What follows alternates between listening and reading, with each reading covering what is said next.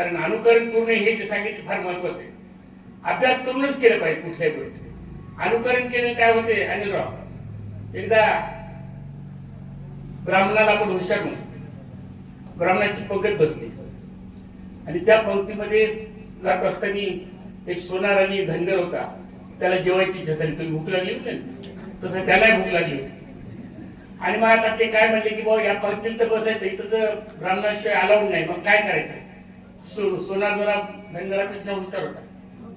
ते म्हणलं काय नाही, ते काम करू आपण, माझ्याजवळ दोरे 2 दोरे घालून म्हणले आपण, तर कपडे घालून जेवायचे होते. ते दोरा घातल्या ब्राह्मणे म्हणून आणि आपण जेवायला बसू म्हणले. काय ओळख येणार आहे. तसे दोघे दिसायला तसे काय प्रमाणात पिचळणारे होते. सोनार होता नाही बी तसं.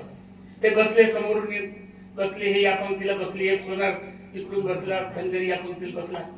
जेवायला बसले.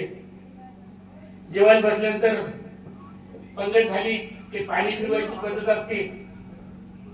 आता यांनी समोरच्यानी असं फिरवलं, त्या धनगरात पाहिलं, त्याने बी असं फिरवलं, या बाजूला इकडे पाहिलं, ते अनुकरण ते उलट झालं ना. ते म्हणते याला धनगरच का काय, त्याने गप्प बसवणार.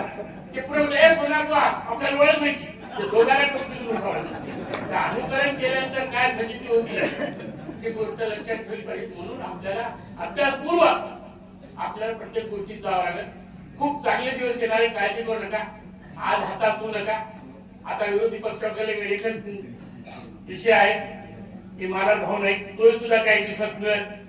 वेगवेगळे धंदे करा. मी महानंदावर होतो. एका गावामध्ये 50,000 लिटर दूध आहे. आजची परिस्थिती देशाची जर बघितली असेल तर 50 लाख लिटर दूध या महाराष्ट्राला कमी पडते. बाहेरचे लोक बोगस दूध तयार करून विकायले, ही परिस्थिती. म्हणजे आपल्या मालाला मागणी कमी आहे अशातला प्रकार नाही, पण आपण त्या पद्धतीनं अजून कामालाच लागलो नाही. एका गावामध्ये 50,000 लिटर दूध असणारे गाव या महाराष्ट्रात आहेत. पण आपली काय परिस्थिती आहे. आपल्याकडे आता काळाच्या हातावर लागते बऱ्याच वेळा.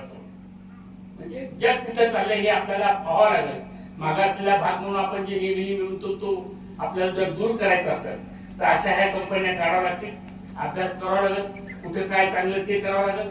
खूप लांब आहे म्हणून चालणार नाही. एकत्र आता गोडवून नाही तर वेगवेगळ्या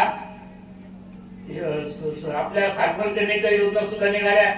भाव बाहेरच्या पुण्याला मुंबईला पाठवण्याचा सुद्धा सगळे कोल्ड चेन निघालेले आहेत. आणि चांगल्या प्रकारचं उत्पन्न कसं येईल ते आपण आपल्याला अभ्यास करून त्या पुढे जावं लागेल. म्हणून मी तुम्हाला एवढं सांगतो की ही जी आज जी मुद्दाम उशिरा गावाने मुद्दाम आलो की एक चांगली संकल्पना घटनेत केली. याच्यातून एकट्याचं नाही तर सगळ्या ग्रुपचा फायदा होईल आणि आपण शेतकरी पुढे जाऊ एवढंच या ठिकाणी मी तुम्हाला शुभेच्छा देतो.